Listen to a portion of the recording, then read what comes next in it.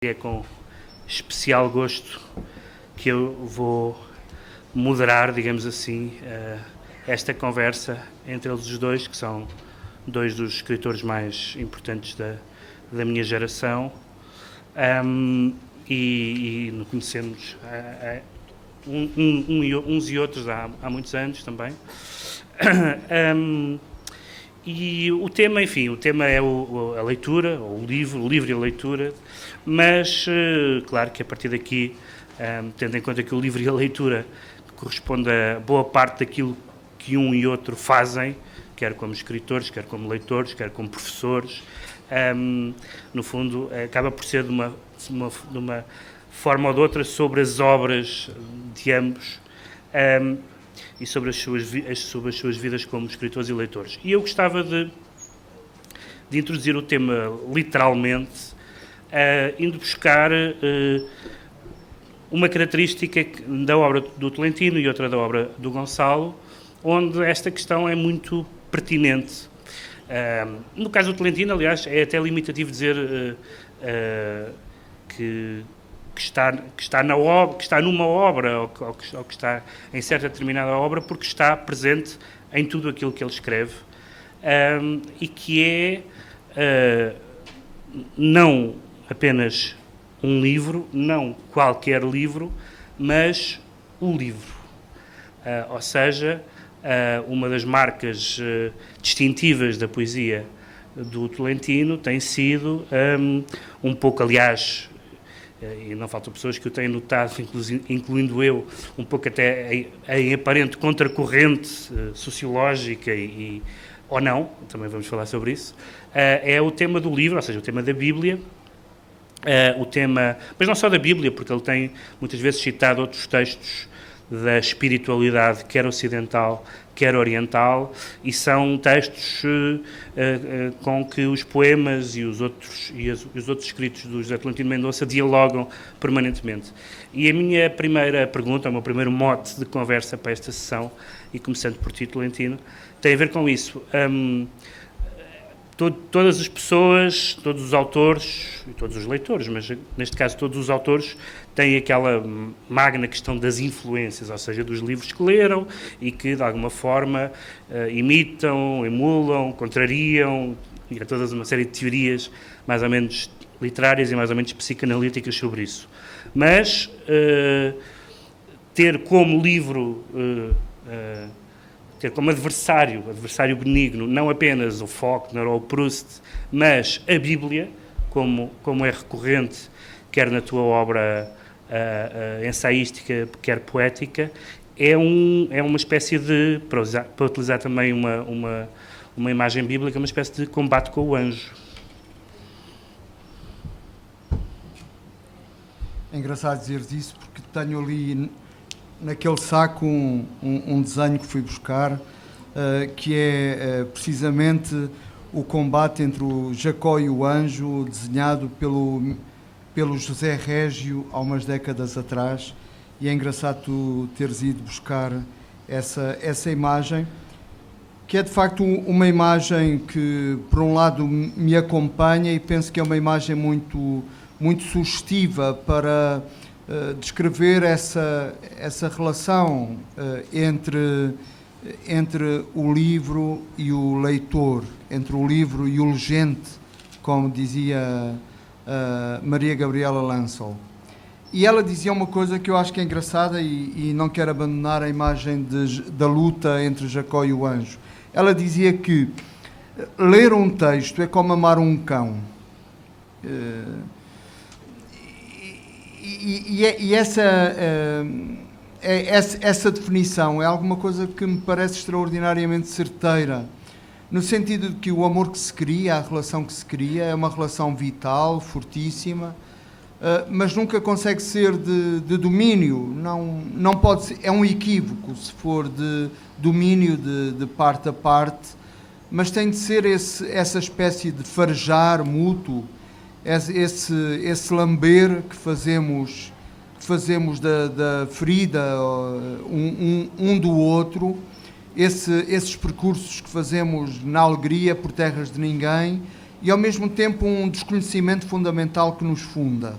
Acho que os livros que nos marcaram mais os textos, por exemplo, bíblicos, que me marcam mais, são os textos que me revelam o desconhecido, perante o qual os instrumentos de leitura que tenho não servem, porque aquilo é de facto a emergência de algo novo. Ou então aqueles textos que me dão a ver a minha própria estranheza, que me acentuam o desconhecimento de mim próprio, aos meus próprios olhos.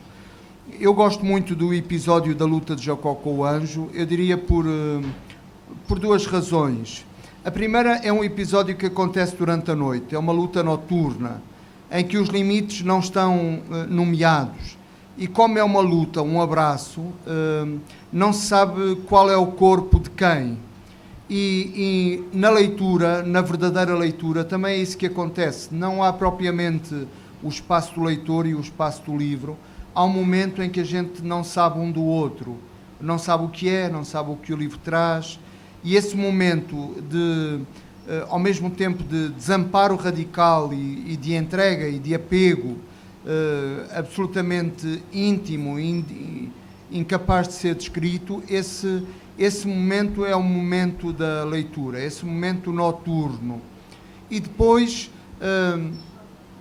a luta de Jacó com o anjo é uma luta da qual Jacó sai ferido, sai a coxear.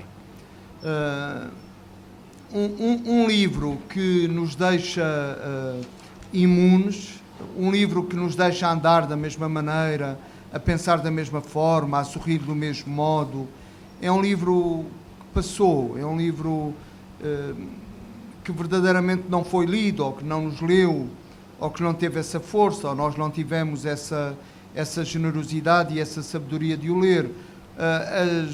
As verdadeiras leituras, e aqui coloco de facto a Bíblia, é aquela que nos deixa uma marca no corpo e depois tudo passa a ser diferente e saímos a coxear desse encontro, porque a porrada que apanhamos, porque a violência desse amor ou dessa contemplação nos altera. E a minha experiência de leitura com a Bíblia é muito isso, é sempre um combate, é sempre esse lugar onde os contornos acabam por se esvair e que me dá muita porrada e da qual muitas vezes saio a coxear ou a ver menos ou com capacidades diminuídas, mas essa espécie de diminuição acho que é aquilo que um grande livro nos pode dar. Eu queria te perguntar uma coisa que tem a ver com aquela expressão que eu usei do contraciclo, porque, enfim, há um livro muito importante sobre a Bíblia como base da literatura ocidental, do Northrop Frye, que se chama The Great Code, o Grande Código. Mas a presunção de que a Bíblia é o Grande Código, isto é, de que a Bíblia é um repositório de histórias, de imagens, de expressões com os quais a cultura dialoga, talvez não é certamente tão verdade hoje como era noutros tempos. É talvez mais verdade nos países de língua inglesa, nos países anglo-saxónicos, porque a importância da tradução da versão do King James impregnou muito a literatura, mas num país como o nosso, supostamente católico, sociologicamente católico, isso já não é bem verdade. Eu lembro-me de um episódio de quando vi o Magnolia, do Paul Thomas Anderson, que me impressionou muito, como acho que impressionou quase toda a gente, e lembro-me de estar a discutir o filme logo a seguir a sair da sala e dizer e aquela alusão bíblica que é tão inesperada e tão forte, e a pessoa com quem estava a falar disse-me: bíblica? Mas qual bíblica? Eu disse: a chuva dos sapos. Ela: sapos, bíblica? O que é que os sapos têm a ver com a Bíblia? E este tipo de coisas, ou seja, este tipo de notas de rodapé que noutra época não seria preciso identificar uma das pragas bíblicas, faz com que essas histórias com que tradicionalmente os escritores dialogavam, partindo do pressuposto que os leitores as reconheciam, Hoje em dia é como se estivesse a contá-las pela primeira vez. Isso é uma dificuldade, é um desafio. Como é que lidas com essa... Tu, que ainda por cima tens uma noção muito próxima disso na universidade e não só, e como sacerdote também. Eu penso que um drama absoluto, por exemplo, é os Lusíadas ou a Odisseia serem ensinados na universidade. E numa universidade, num curso de letras ou num curso de cultura, não se ensina a Bíblia. A Bíblia ter ficado confinada ao espaço confessional, ter ficado aí como que sequestrada. A Bíblia só é lida em chave confessional. Isso, sem dúvida, que é um naufrágio absoluto, porque a Bíblia é um grande código, sem as histórias que a Bíblia conta, sem os modelos, sem as personagens, nós acabamos por passar ao lado de grande parte da arte, do pensamento do Ocidente, da sua própria história, e nós só seremos herdeiros na medida em que contactarmos com este livro, que precisa de facto de ser ensinado. E há, por exemplo, uma associação laica italiana e francesa, absolutamente insuspeita, que tem há muitos anos um combate, que é de colocar a Bíblia a ser ensinada nas escolas e a ser ensinada como um livro de literatura, pelo menos como isso. E a mim parece-me absolutamente necessário que a Bíblia seja colocada, de facto, nos programas escolares, porque, como dizes, Pedro, hoje há um desconhecimento muito grande e, de facto, desconhecer aquele grande laboratório verbal, aquela máquina de engendrar personagens, aquela espécie de grande léxico, de grande retábulo iconográfico, das imagens, não só que o mundo antigo, mas que a contemporaneidade incessantemente revisita. Sem esse conhecimento, nós ficamos muito mais pobres. Aliás, há um caso curioso de um autor, que aliás está traduzido em português, e suponho que tu até terás tido alguma coisa a ver com isso, que é o R. de Luca, que é alguém que não é crente, ou pelo menos que diz que não é crente, e que traduziu a Bíblia porque sentiu, de certa forma, corrijo-me se eu não estiver certo, que a dignidade literária da Bíblia estava a ser um pouco perdida em algumas traduções. É muito engraçado, porque em Itália nós temos vários casos. Por um lado, há ótimos tradutores, digamos, teólogos a trabalhar na Bíblia, e há ótimas edições da Bíblia contemporâneas. Mas os próprios escritores, o R. de Luca é um caso extraordinário, porque ele era operário, não é um homem com uma formação universitária, e que aprendeu as línguas antigas, o hebraico antigo, o aramaico, o grego, para poder traduzir a Bíblia. Mas nós temos o caso de outros escritores que fazem a tradução do próprio texto bíblico.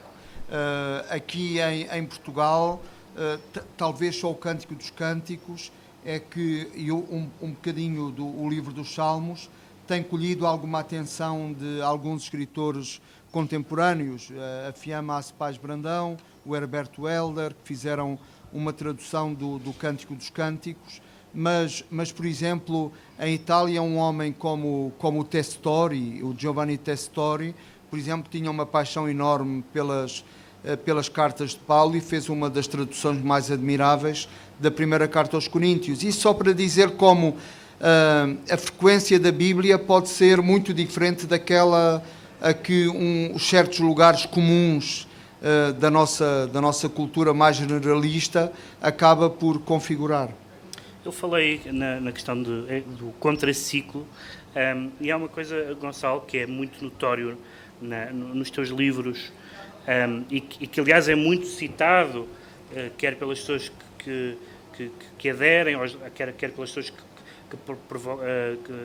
que têm uma certa resistência, quer a ultrapassem, quer não, que é, tu começaste a escrever numa altura em que é progressivamente valorizada, sobretudo entre os ficcionistas, e sobretudo entre os ficcionistas portugueses, diria, uma espécie de supremacia da vida sobre a escrita, da vida sobre a cultura, em que se hipervaloriza o vivido, o experiencial, o emotivo, etc. E, de repente, quando começaram a aparecer os teus livros, até na quantidade em que eles foram aparecendo e na multiplicidade de géneros, nós fomos apercebendo de uma literatura, de livros que vinham de dentro da literatura, por assim dizer, ou seja, ao ponto de haver nas séries em que vais ordenando os teus livros, de haver uma série chamada Biblioteca, outra que é o bairro onde as personagens principais têm nomes de escritores, e são escritores que alguns deles, pelo menos, não são os escritores enfim, mais óbvios, ou seja, não há assim tanta gente que soubesse que era o Robert Fauser, ou o Michaud, ou o Roberto Joarros, e essa marca distingue-te, acho que de uma forma bastante evidente, dos escritores dos ficcionistas da tua geração, digamos assim. Essa questão da contraposição entre a vida, entre aspas, e a cultura e a literatura, é uma questão que achas que é pertinente, ou para ti não faz sentido por fazer essa oposição? Pois, bem, antes de mais, agradecer o convite, não sei se está, agradecer o convite do Pedro Mexia e dizer que é com muito prazer que estou aqui também com o Tolentino, e é simpático estar tanta gente a esta hora. Em relação à pergunta, esta divisão entre vida e leitura é uma divisão que não me parece muito, digamos, muito passível de ser desenvolvida.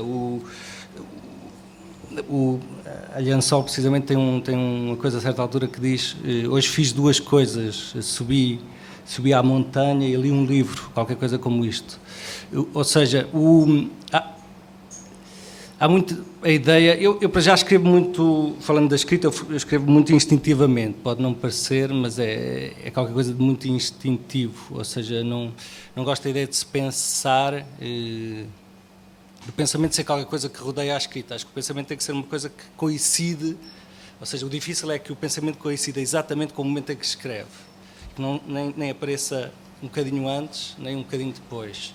Eventualmente, mais tarde, passado uns anos, se o pensamento parar um bocado à volta da escrita, ótimo, mas o momento de escrita é um momento para não pensar, não é? Pelo menos para que a coisa coincida de tal forma que desapareça. E, portanto, a ideia de que uma pessoa está a viver e sai de um sítio e vai escrever e ler, que entra numa espécie de quarto de não-vida, não é? É qualquer coisa de muito absurdo. Realmente, não, eu acho que há muitas vezes a ideia de que a vida... Há uma associação entre... E eu nunca falo da parte biográfica, porque acho que não faz sentido, mas há uma associação muito divertida, até de um certo ponto de vista, que é a associação entre vida e movimento. Ou seja, como se quanto mais nós mudássemos de posição corporal, mais vivêssemos. Um pouco como se alguém andasse numa rotunda, estivesse a viver muito, não é? E quando alguém vai abrandando o passo e no limite, no extremo, quando se atreve a ficar imóvel, a sensação é de que não está a viver. Ou seja, há uma associação instintiva pouco sensata entre movimento e velocidade e vida, não é? Desculpa interromper-te, mas isso não tem a ver também com uma certa reconfiguração do mundo editorial e do mundo dos livros e da literatura e da percepção pública da literatura, que, como muitas pessoas têm dito, parece hoje valorizar mais a figura do autor do que a figura do livro, ou seja, em que é preciso o autor ser uma pessoa interessante, uma pessoa que dê boas entrevistas, uma pessoa com uma história de vida cativante, e que o livro é uma espécie de acessório da pessoa do autor? Pois, mais do que fazer juízos realmente sobre o que vai acontecendo, porque não sei se isto será qualquer coisa novo, se calhar é uma coisa que existia, não é? muito antes da imagem, acho que existia esta coisa de um autor que é evidente que se tivesse esfaqueado algumas pessoas, tornaria os seus livros muito interessantes, ou se tivesse sido esfaqueado, não é? Eu acho que o livro deve estar realmente, e tento isso, tanto quanto possível, que o livro esteja à frente e que o autor dê um passo atrás. Acho que é o mais sensato. O que eu acho em relação a esta questão do existir, o que eu sinto, por exemplo, é que há vários tipos de estímulos.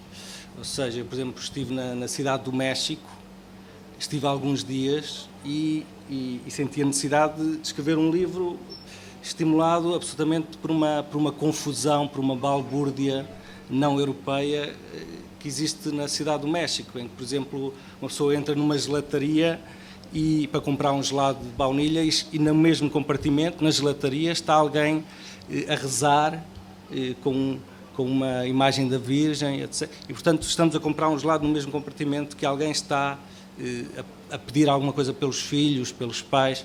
E, portanto, há aqui um conjunto de estímulos de vida tão forte, e há uma mistura tão forte que me faz escrever. E que é justamente um livro bastante diferente dos teus outros livros em termos de velocidade, digamos assim. Sim. Eu cada vez... Eu interesso-me por coisas... Vou tentando interessar-me por coisas diferentes e os estímulos que... Há estímulos mais intelectuais, de certa maneira, que dão uma certa lentidão, e a lentidão não tem um valor negativo, tem uma velocidade. A lentidão é apenas mais lenta do que a velocidade, não é pior nem melhor, às vezes há uma confusão precipitada. Ou seja, os estímulos provavelmente intelectuais, quer sejam literários, artísticos, são estímulos provavelmente que acalmam, não é? Que reduzem a velocidade. Os estímulos mais deste tipo de viagem são muitas vezes estímulos mais rápidos. Mas há uma mistura e não vejo que...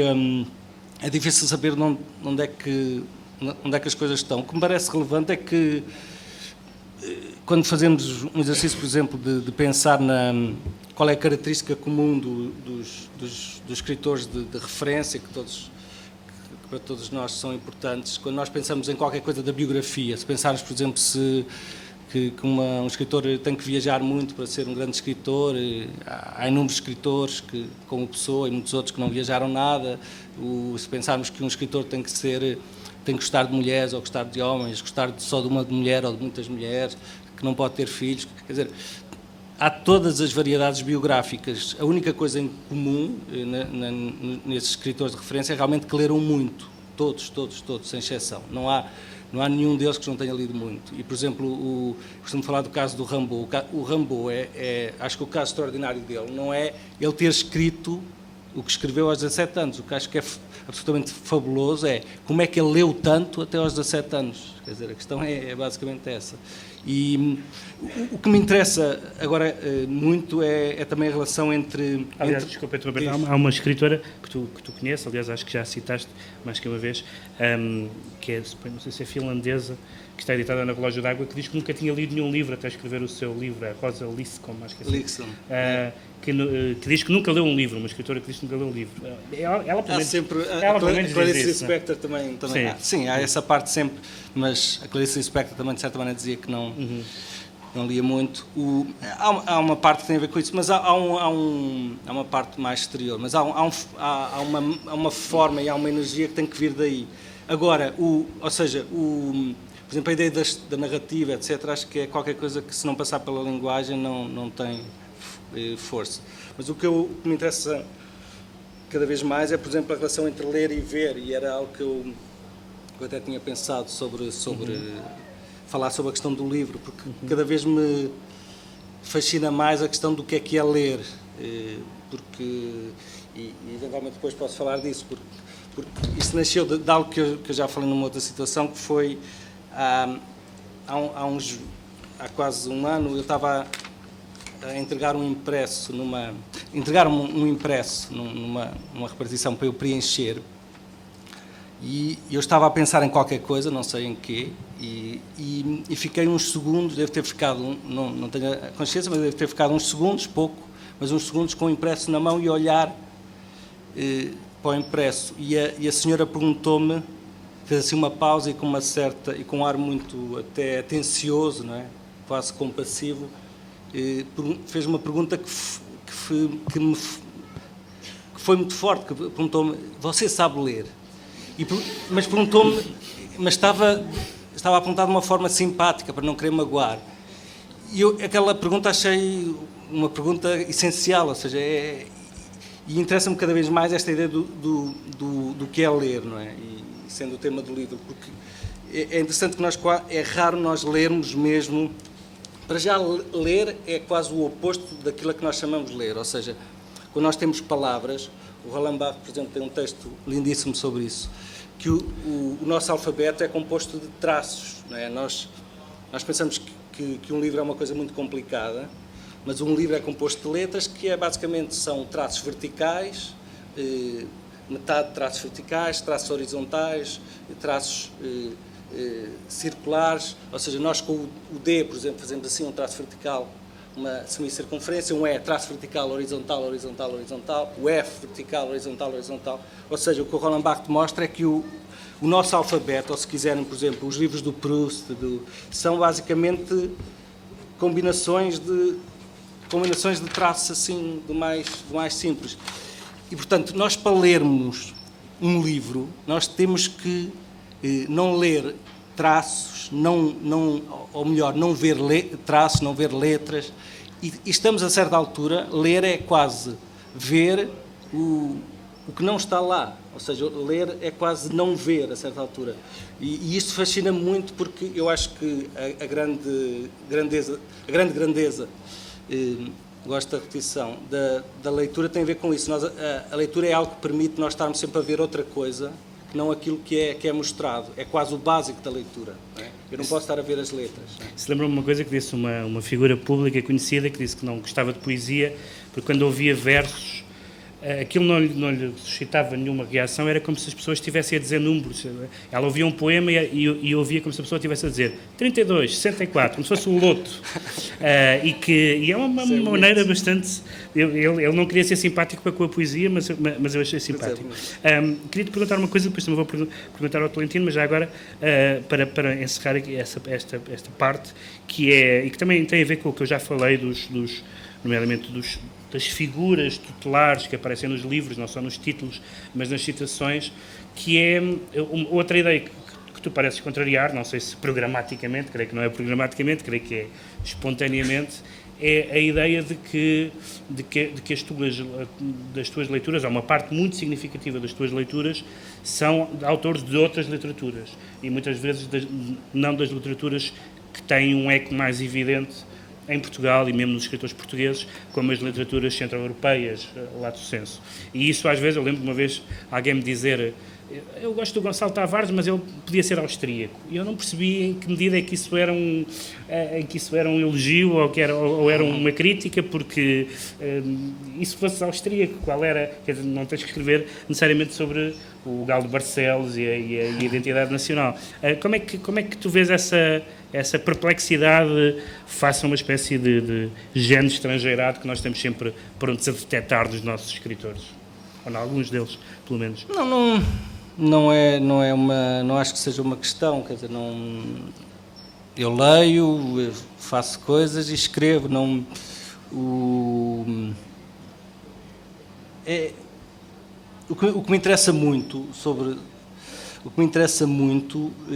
são, por um lado, a linguagem e, por outro lado, os comportamentos das pessoas, não é?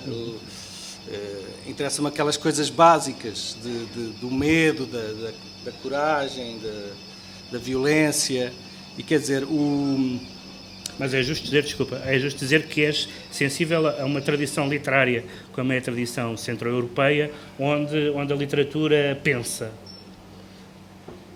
Eu acho que um livro, quer dizer, eu acho que um livro, o que é terrível às vezes é nós quase termos que dizer o óbvio, não é? Quer dizer, eu acho que um livro é um objeto para pensar, acho que é uma coisa básica, não é? O que é terrível é nós às vezes temos que repetir isto, dizer isto, não é repetir, é dizê-lo, não é? Porque o que me parece é que porque a questão é, se o livro não pensa, o que é que vai pensar? É a televisão, é música. A música também pensa, e pensa de uma forma, acho eu, extraordinária. Mas, quer dizer, vamos pensar em outros objetos, quer dizer, o livro, precisamente para não se confundir com o que anda à volta, tem que, quer dizer, e pensar não é, quer dizer, citar o Aristóteles ou pensar com Aristóteles. Uma história pode pensar, não é? Há toda uma tradição, por exemplo, do ensino de ideias no Oriente que é exclusivamente composto de histórias. Era uma vez, eu penso quando digo, era uma vez um animal que se cruzou com um homem e o homem comeu. Quer dizer, isto é um pensamento. Agora, se nós contamos uma história que não se distingue do resto, é uma massa, quer dizer, não é... Acho que não estamos a fazer um livro. Acho que há uma questão muito de velocidades. O Tolentino, de certa maneira, falou disso. Quer dizer, se nós estamos a uma velocidade na vida normal, digamos, lemos um livro, mantemos a velocidade, saímos do livro, mantemos a velocidade, há qualquer coisa, e quando falo velocidade é o mesmo tipo de linguagem, o mesmo tipo de... ou seja, tem que haver algo que marque uma distinção, e nesse aspecto o pensamento pode ser um meio de diminuir a velocidade. Porque isso foi apontado a escritores tão grandes como a Agostina, em relação à qual, por exemplo, é muito comum ouvir. Ela não sabe contar uma história porque depois, de repente, faz uma digressão de 100 páginas. Era uma pessoa que diz isto não percebeu nada do que é a Agostina, naturalmente, porque a digressão de 100 páginas é absolutamente definidora daquilo que é aquele estilo.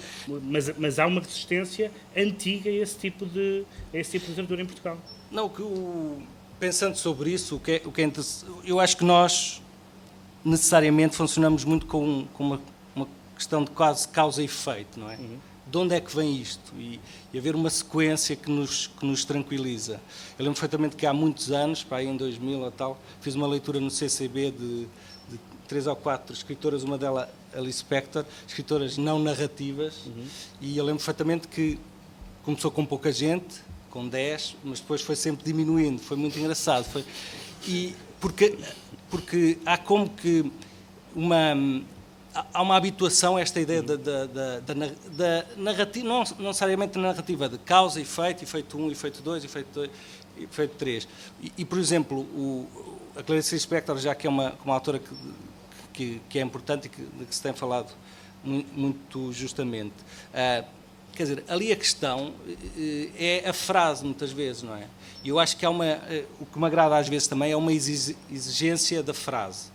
Exigirmos à frase que nos dê alguma coisa, não é? E o que me parece muitas vezes que a narrativa, digamos, que vai adiando qualquer coisa de forte, é uma espécie de promessa adiada. Eu gosto muito da ideia de que o processo é que realmente é importante, a digressão, não é? Eu acho que o que está a acontecer muito é que há uma tentativa de aproximação do livro, já que o tema é o livro, a outros meios.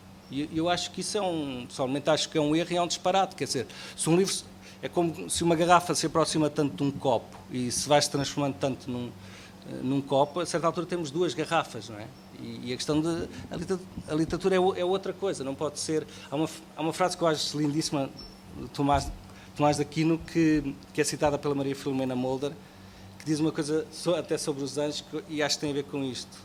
Ele diz: é preferível um anjo e uma pedra do que 2 anjos. E é o São Tomás de Aquino a dizer isso. A Filomena Mulder cita...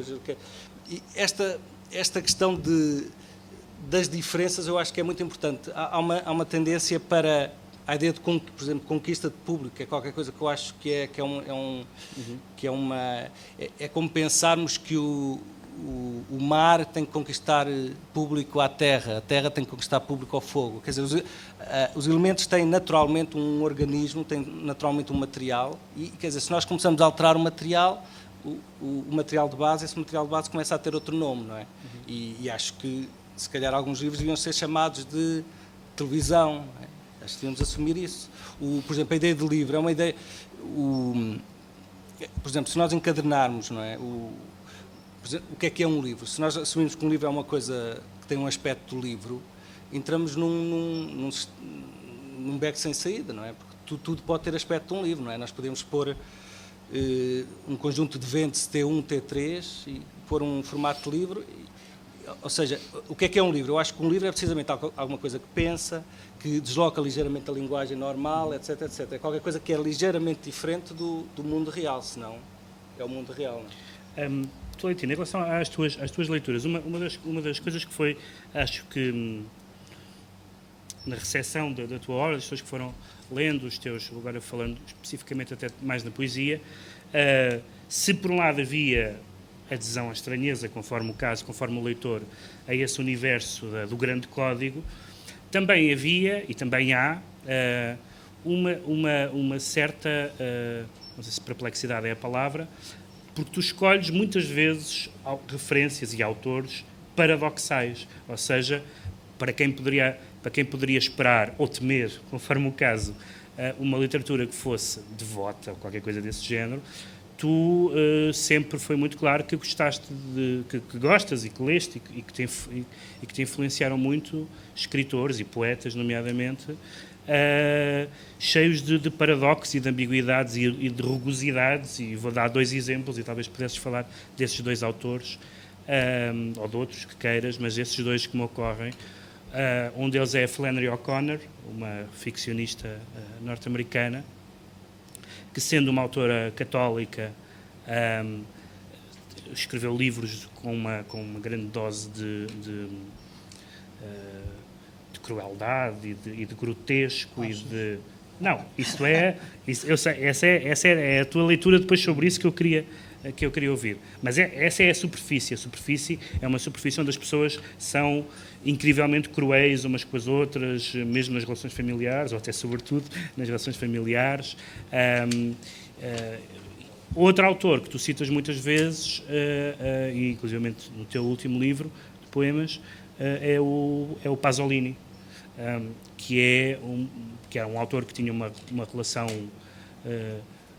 era uma espécie de católico não crente, não sei se a palavra faz sentido, mas enfim, tinha uma relação com a religião um pouco ambígua. Tem um filme maravilhoso chamado, tem vários filmes maravilhosos, mas tem um filme maravilhoso chamado O Evangelho segundo São Mateus, mas que é e vamos agora falar a biografia que dá um passo atrás, mas que para a maioria das pessoas e para a mitologia que se criou à volta dele, corresponde a um tipo de escritor escandaloso, se é que essa palavra ainda faz sentido em 2013, mas certamente fez sentido na vida dele, que parece um corpo estranho à partida. E o que eu te queria perguntar era, pegando nestes 2 autores ou noutros que te ocorra, porque é que esta nossa leitura à partida, depois à chegada, não é bem assim, como de facto não é nos teus textos, nos teus poemas, sobretudo? Eu muitas vezes dou por mim in partibus infidelium, que é ao lado de infiéis. E muitas vezes também me pergunto porquê. Porque é que é esta escolha? Isto não é uma referência à mesa, espero. Espero que seja. Eu diria que, no fundo, eu creio mais na heterodoxia do que na ortodoxia devota, quer dizer, ou só acredito numa ortodoxia que seja a radicalização da própria heterodoxia, quer dizer, não me interessam, no fundo, autores que não rasguem ou que não marquem a fogo o seu tempo, as suas vidas. Eu acho que na solidão dos heterodoxos, dessas escolhas, há de facto alguma coisa que se vê melhor. O Pasolini foi e é para mim muito importante, porque o que é que eu aprendi com ele? Aprendi com ele a ler os textos do De Martino, que é o maior antropólogo italiano do século XX e um dos maiores escritores italianos do século XX, e que faz toda a arqueologia de uma vida rural, de uma vida agrária, de uma vida marítima, das tradições religiosas, de uma Itália arcaica, muito diferente da Italieta, como o Pasolini dizia, que nós agora vemos no telejornal, que é um país que dá vontade de chorar com aqueles políticos tão parecidos com os nossos, ou um bocadinho à frente ainda dos nossos no terror que nos inspiram. E o Pasolini, no fundo, neste seu interesse pela dimensão antropológica e pela ligação que ele faz entre a antropologia, a língua, a poesia, a imagem, uma certa atitude pública, uma insolente liberdade de pensar. Porque isto que o Gonçalo dizia sobre a liberdade de ler, a liberdade de ver, sobre aquilo que um livro é, que tem de ser diferente, a valorização do anjo e da pedra, isso tem um custo, e o custo muitas vezes é o corte. E em Pier Paolo Pasolini isso é muito evidente. E de facto, nos textos dele, no cinema dele, nos poemas dele, mas sobretudo no modo como aquele homem era uma máquina de pensar. É alguma coisa que me toca imenso, e que se torna para mim uma espécie de estímulo, de inspiração, àquilo que um escritor, um intelectual deve ser. Há um ensaio que saiu agora nos Estados Unidos que diz que a origem da literatura está nos discursos fúnebres na Grécia. Tudo nasceu daí. E eu lembro-me, se há um discurso fúnebre que eu me lembro, é o discurso do Alberto Moravia na morte do Pasolini. Porque ele dizia, hoje a Itália perdeu um grande cineasta, ou perdeu um grande homem de intervenção, perdeu um grande intelectual, perdeu alguém com uma exigência ética muito grande, mas sobretudo a Itália perdeu um poeta. E um poeta é uma coisa que acontece uma vez em 100 anos. E de facto, é essa coisa selvagem, no fundo, que um poeta é. Mesmo... Na Itália acontece mais vezes. Sim. Mais mas às vezes um ano vale por 100 anos, não é? O século XX italiano é fantástico. É um século fantástico. Mas também cabem nos dedos, porque, no fundo, o que o Pasolini faz com a palavra é alguma coisa que a torna viva, que a torna radical. E isso penso que nos tempos conformistas em que a gente vive, dominados pelo discurso televisivo, domesticado, digamos, por esta cultura de consumo, e pelos seus tiques e pelas suas boas maneiras, penso que a figura insolente de Pasolini é, de facto, para mim, é uma espécie de luz. E ao lado dele eu coloco, de facto, a Flannery O'Connor, que era uma mulher ácida, mas que ensina que a escrita deve ser próxima da realidade, como um desenho. Ela dizia que era uma escritora tomista e gostava muito das definições frias de São Tomás de Aquino, que diz que, por exemplo, a literatura, a poética, é a última das ciências, é a menos importante das ciências. E ela concordava muito com isso, com a relativização absoluta, do poder da literatura, e essa desvalorização fazia com que a literatura fosse apenas, embora este apenas tenha muito de ironia, fosse apenas um desenho do real. fosse apenas uma desmontagem do real. E ela diz que escrevia os seus contos como, não a partir da imaginação, mas a partir do olho, a partir daquilo que um olho é capaz de ver. Como ela dizia, por exemplo, que Dante, os círculos infernais de Dante, nada daquilo é imaginação. Dante encontrava aquilo nas ruas e por isso foi capaz de escrever a Divina Comédia. E a capacidade que ela tinha, a capacidade que ela tinha de encontrar o bem na lama, de encontrar o bem nos atos mais vis, de nos apresentar às vezes como histórias como para usar uma linguagem cameliana, nos apresentar como amores de salvação, amores de perdição. Amores, no sentido amplo da palavra, podem ser relações amorosas, em geral nem são. Isso também certamente há uma espécie de paradoxo cristão aí que certamente te interessa. Eu acho que só nos salvam os amores que nos perdem, e nos perdem para sempre. Esses são os que nos salvam. E em Flannery O'Connor isso é muito importante. Ela tem este esquema, que ela diz que é um esquema tomista, que é assim, ela apresenta uma pessoa e poucos escritores foram capazes de mostrar aquilo que é o homem, aquilo que cada um de nós é como máquinas de artifício, de pose, de fantasia sobre nós próprios, de descoincidência com o real.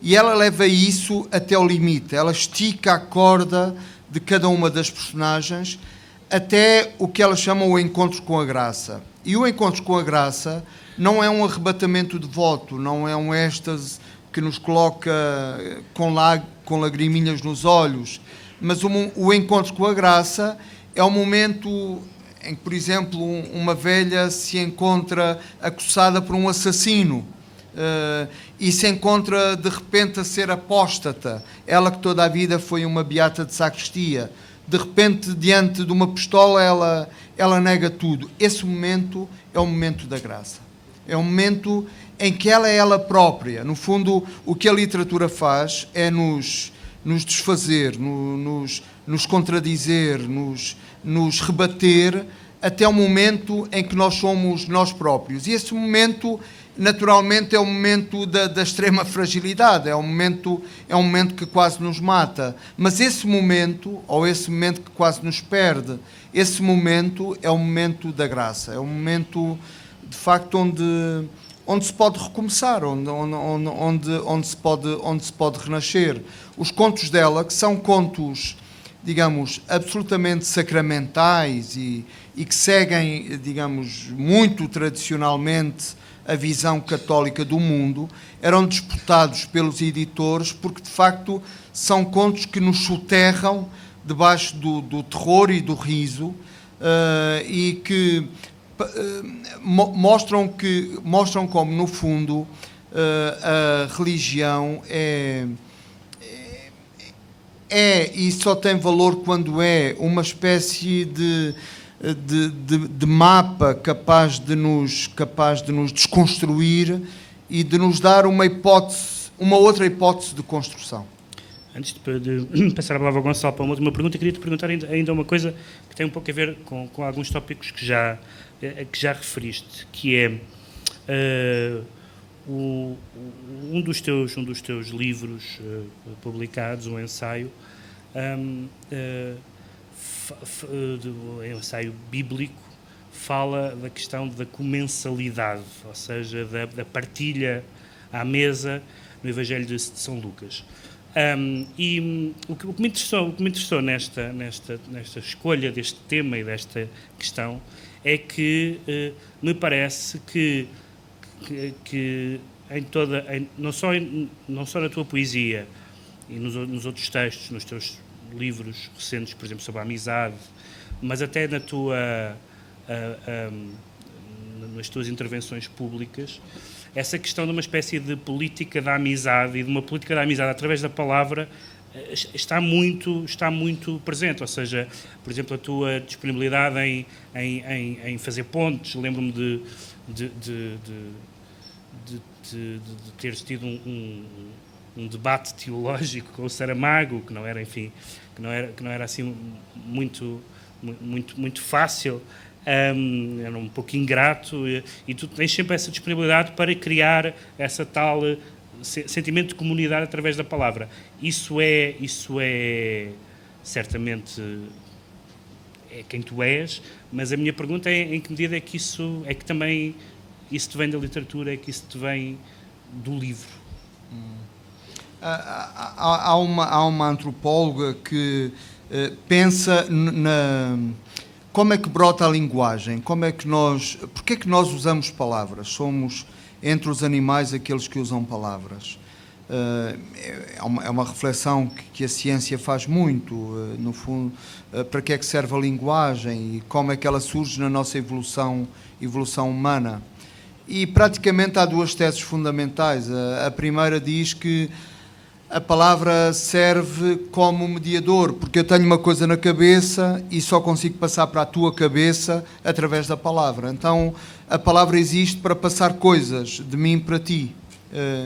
Há outra tese que diz, não, a palavra, a primeira função da palavra não é essa comunicação de um pensamento, de uma ideia, de um pedido.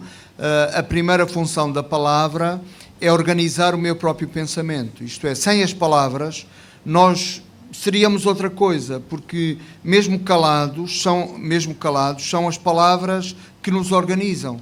Organizam os nossos pensamentos, acalmam-nos, ou excita-nos, ou nos fazem levantar, ou nos fazem sentar, ou fazemos os gestos também muito em função da própria palavra. Então, a palavra serviria para nos organizarmos.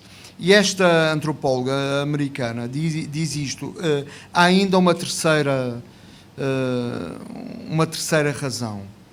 E ela estuda muito a linguagem dos bebés, que é ainda, se quisermos, uma linguagem pré-verbal, porque os bebés dizem cocó e naná e aquelas coisas muito básicas que todos nós dissemos, e ela faz uma série de experiências com esse tipo de linguagem e chega a esta conclusão. Ela diz que os bebés começam a utilizar as palavras e a mimetizar as palavras que ouvem para reter a mãe perto de si, ou para reter a atenção dos outros.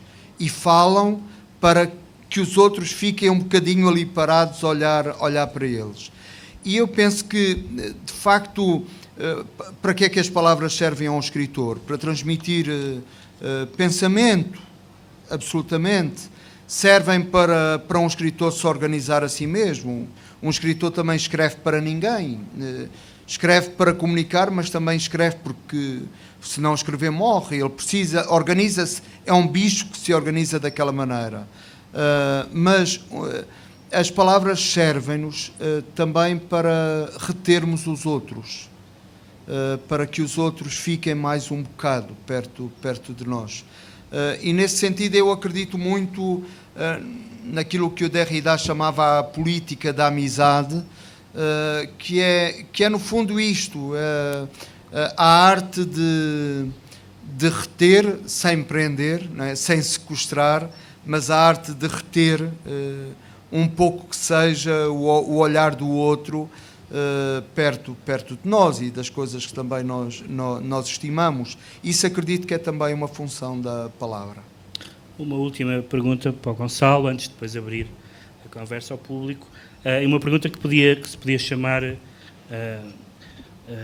aprender a ler na era da técnica, porque tu há bocado dizias que nós sabemos o que é um livro, mas nós hoje, evidentemente, não sabemos já o que é um livro e temos uma mutação que não é simplesmente uma mutação de suporte, não se trata simplesmente de saber se o livro é em papel ou se é em zeros e uns, mas trata-se de saber se a mudança tecnológica, e tu é um tema que te interessa, o tema da tecnologia ou da técnica, interessa-te naquilo que escreves,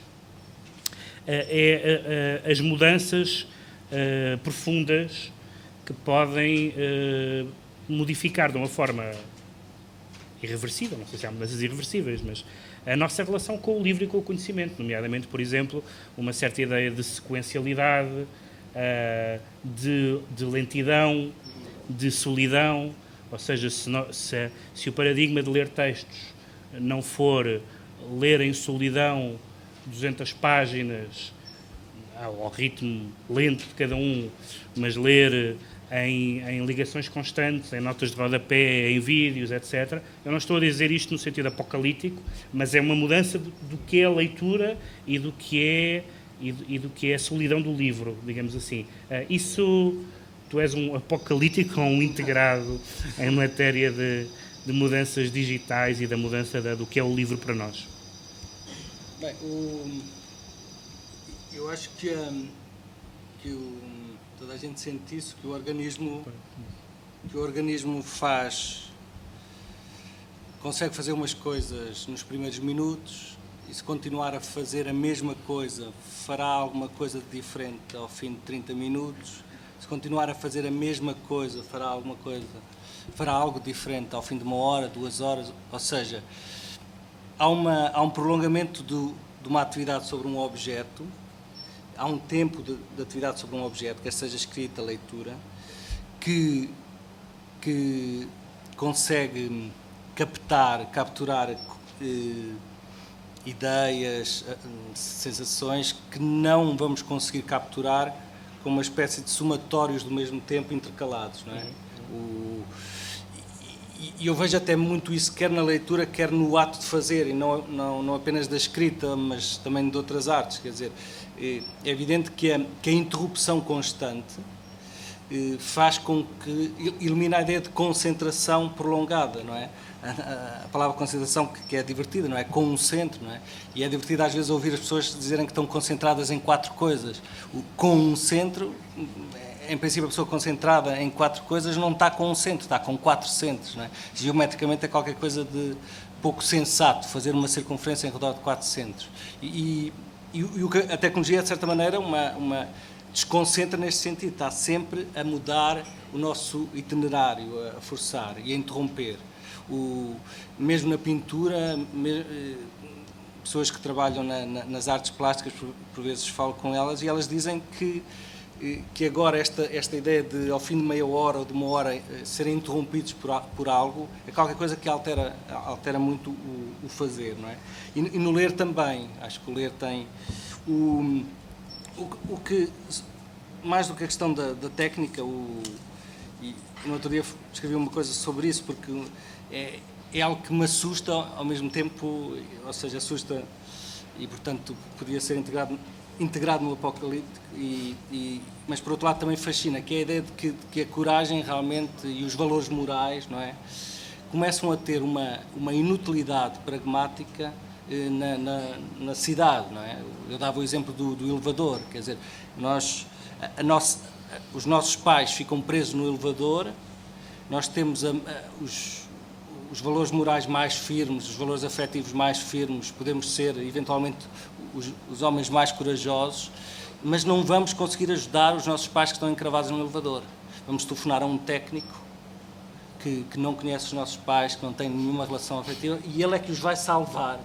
E eu acho que aqui há uma mudança, eu diria quase tecnicamente apocalíptica, da ideia de salvação, ou seja, a técnica está-se a apoderar da salvação, está-se a apoderar dos valores morais e, portanto, muito mais importante do que apoderar-se da ideia de livre, não é? Eu acho que é uma invasão. Nós temos muita ideia porque a técnica, de certa maneira, foi reduzindo o seu espaço, não é? E temos coisas, a tecnologia é agora microtecnologia quase.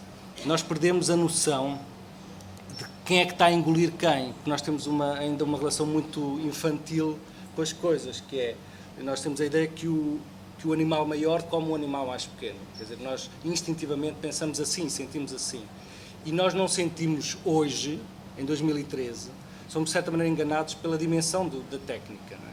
Nós não sentimos o medo que os operários sentiam quando viam máquinas na Revolução Industrial, que eram às vezes 50 vezes o tamanho deles. Eles sentiam que iam ser engolidos e tinham medo das máquinas. Mas precisamente essa imagem que tu vais buscar, para nós há um certo discurso, até retomando essa imagem histórica dos luditas que tu foste buscar, essa ideia de ser contra a máquina, hoje em dia é uma das poucas coisas que é intolerável socialmente, ou seja, uma pessoa que tenha um discurso antitecnológico é considerado arqueológico. É como se a tecnologia fosse a única evidência, a única coisa indiscutível. Sim, eu acho que há um erro histórico que estamos a sentir hoje, que é associar o progresso humano ao progresso tecnológico. E há uma associação completamente insensata entre as duas coisas, não é? Progresso humano e progresso tecnológico são dois desenvolvimentos totalmente paralelos, não é? Às vezes cruzam-se, há um determinado momento em que se cruzaram, de vez em quando cruzam-se, mas não são. Mas simplificando muito, mas há quase, podemos dizer que há duas maneiras extremas, e no meio há uma série de variantes, mas duas maneiras extremas de resolver os problemas. Simplificando, de certa maneira, um pensamento ecologista, quando há um problema criado pela tecnologia, diz: vamos voltar atrás, vamos deitar abaixo esta técnica, vamos voltar, de certa maneira, ao campo, por exemplo, o regresso ao campo. Portanto, de certa maneira, recuar no tempo. E há outra visão também extrema, que é a visão de que os problemas da técnica são resolvidos com mais técnica. Ou seja, um exemplo prático: uma fábrica provoca poluição. Há uns que vão dizer: se a fábrica provoca este problema, vamos eliminar a fábrica e voltar atrás. E há quem diga: se a fábrica resolve este problema, o problema não é da técnica, o problema é de não termos ainda criado uma técnica que resolva o problema criado pela técnica anterior. Não é? Aquela célebre frase do Virílio, não é? Que o barco, a invenção do barco é a invenção do naufrágio, não é? A invenção de uma técnica é uma invenção de uma certa desgraça. E a ideia que temos da técnica é que a técnica vai resolver as desgraças que a técnica anterior resolveu. E como é que isso se aplica ao livro e à civilização do livro? Eu acho que o livro é das coisas mais antigas, extraordinariamente antigas que existem. Eu acho que o livro é um objeto espantosamente antigo. E a sua grande qualidade é ser antigo. Ser antigo é qualquer coisa que já está cá há muito tempo, não é? Não é qualquer coisa que está velho, está prestes a desaparecer. Ser antigo é alguém que está cá há muito tempo, que viu coisas que nós, por sermos mais novos, não conseguimos ver. Ou seja, o livro é qualquer coisa muito mais sensata do que nós, não é? E esta ideia agrada-me muito, a ideia de conservarmos o livro como um recipiente antigo e que é muito interessante, porque é uma máquina, se quisermos usar esse termo, é uma máquina que consegue coisas de uma forma muito simples, coisas como estavas a falar do isolamento. Por exemplo, nós começarmos a ler um livro é, de certa maneira, dizermos que nos queremos isolar. Aliás, se alguém começar a ler um livro aqui, genuinamente está a transmitir uma mensagem. E, ao mesmo tempo, a imobilidade, o silêncio, ou seja, há coisas que nós quase pagaríamos. É interessante ver até, se calhar, algumas viagens, não é, turísticas que vendem a ideia do isolamento, da tranquilidade, do silêncio, não é? Quer dizer, coisas que um livro é um objeto que consegue muito rapidamente. E, nesse aspecto, só dizer também, para terminar, que o que eu acho espantoso na ideia de leitura e de livro é que o livro, comparando com a visão, o livro disciplina o olhar, ou seja, parece uma prisão, porque o livro, pensando na nossa escrita, obriga-nos a fixar os olhos e a ler do topo superior, da esquerda para a direita, e lemos assim, não é? Há quem dê a imagem de uma charrua que vai fazendo uns sulcos no campo, não é? Vai ali, depois volta ali, e isto parece o nosso olhar. Nós, quando não estamos a ler, o nosso olhar está a saltar, e de certa maneira o nosso ver é um ver muito em primeiro lugar, de ver o perigo e ver a salvação, não é? Ver o que nos pode matar e eventualmente o que nos pode salvar. Quando nada do visível nos pode matar ou salvar, podemos ser, digamos, as expectativas, podemos ver o que é útil, o que é inútil, e a certa altura podemos ver o que é belo, que é um luxo, que só pode ver o que é bonito, não é? Por exemplo, é evidente, se alguém estiver em perigo de vida, o belo é qualquer coisa de invisível para ele, não é? Se alguém estiver numa situação de fome, de violência a vários níveis, a beleza torna-se invisível, é qualquer coisa que não aparece ao olhar. Embora justamente o perigo visto de fora pode ser belo para quem não está naquela questão do naufrágio, sim. o incêndio, a catástrofe. Sim, mas aqui o que eu acho incrível na leitura é que a leitura, em vez de nós estarmos a saltar os olhos de um lado para o outro, para-nos e obriga-nos a fazer isto. Mas o que é incrível, precisamente, é que nós, com esta disciplina aparentemente violentadora, nós conseguimos ver coisas que não veríamos se pousássemos o livro e se olhássemos. Por isso é que essa ideia, por exemplo, do ver, da experiência, a experiência visual, não é? Há um conjunto de experiências visuais que se têm precisamente entre as linhas de um livro, não é? E claro que há experiências visuais que nós temos quando baixamos o livro que não podemos ter no livro. Sendo que nós, ainda por cima, não lemos depois letra a letra, não é? Lemos sílaba a sílaba e que, portanto, há aqueles exercícios que são engraçados de fazer, que é mudar dentro da sílaba as palavras, e se nós lemos, não damos por isso. Claro, lemos rapidamente, percebemos perfeitamente o que lá está, porque o nosso olhar reconhece, a nossa mente reconhece aquela sílaba e não se dá ao trabalho de... Isso é uma... Não, o que é... Eu tenho pena de não ter filmado uma outra pessoa quando fez 6 anos e começou a ler, porque eu acho que verdadeiramente as pessoas só leem quando, naquele momento, eu acho que são 2 ou 3 meses, que são 6 anos, 5, 6 anos, quando a pessoa começa a ler. E as pessoas, as crianças leem as letras e é muito normal, por exemplo, fazerem assim, ler. Depois param, olham de novo e dizem ler. É uma espécie de correção da leitura da palavra, corrigindo a leitura da letra. Não é?